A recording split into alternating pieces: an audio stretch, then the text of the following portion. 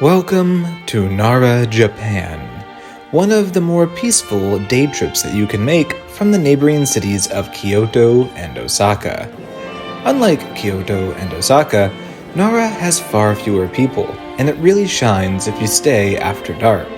But if you're able to just do a day trip, then here is a great itinerary for seeing everything in Nara in a short period of time. We'll begin today by first seeing one of the largest Buddhas in the world. It sits inside also a massive temple. Next, we'll venture through the main park of Nara, where all the main attractions are. There's several old buildings that we'll visit, but the main thing that we want to see is this old tea house, which is still in use and allows for you to visit it as it would have been during the samurai era. We'll also meet some four-legged friends in the park, and we'll give them some biscuits, so long as they bow to us courteously, and they usually do. And I'll give you a few pointers for how to find ones that do bow. We'll take in a short little opera during a festival, and finally we'll stroll again through Nara Park before heading back to Osaka.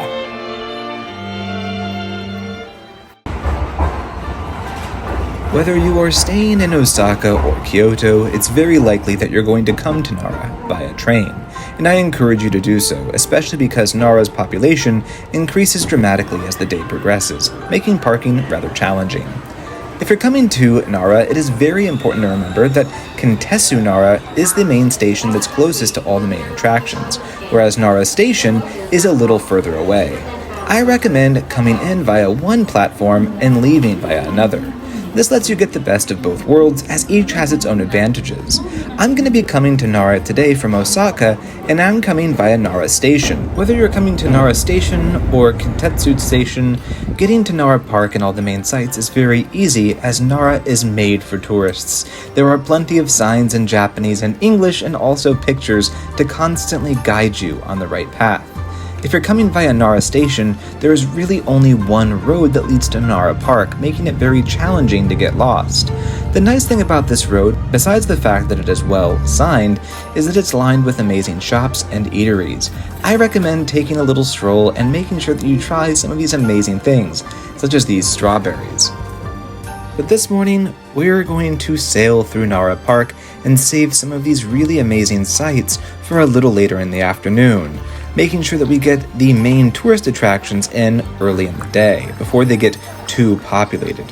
We're making our way quickly to Todai-ji Temple, which plays host to one of the world's largest Buddhas. This gets very busy very early in the day, as many buses will be arriving from Osaka, Kyoto, and even Tokyo, I believe. That means that if you want to see this without too many tourists around, I highly recommend that you get there first thing. The deer and the other sites will be there when you get out.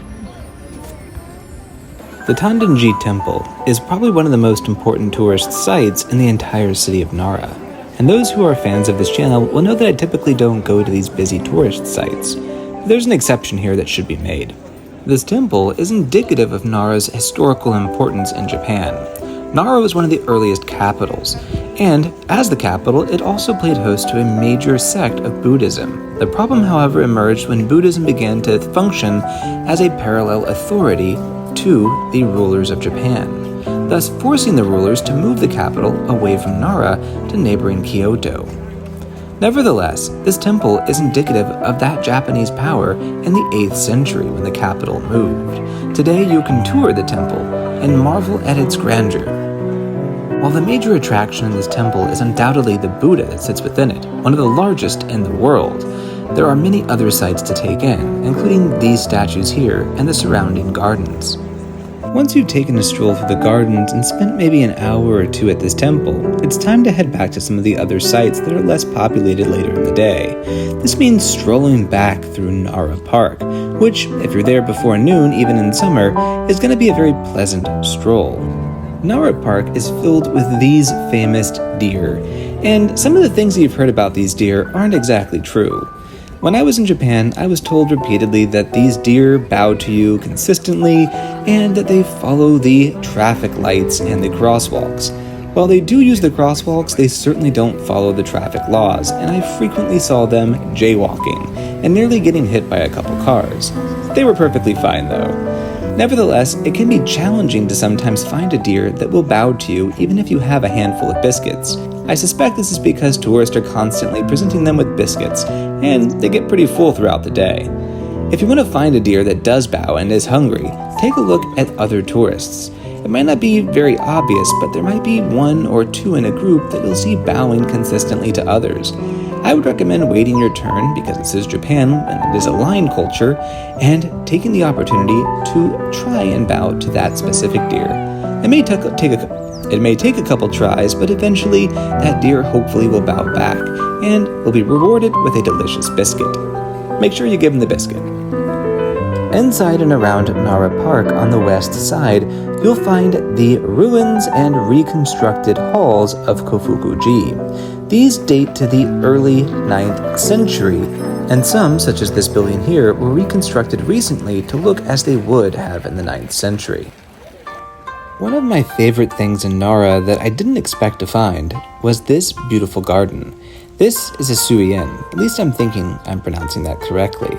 These gardens are incredible. They merit at least an hour to stroll through.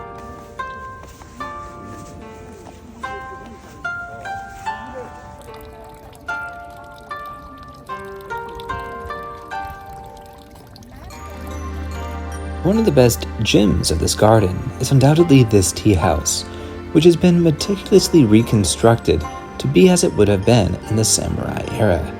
You're able to walk up to this tea house and around it, and even peer inside.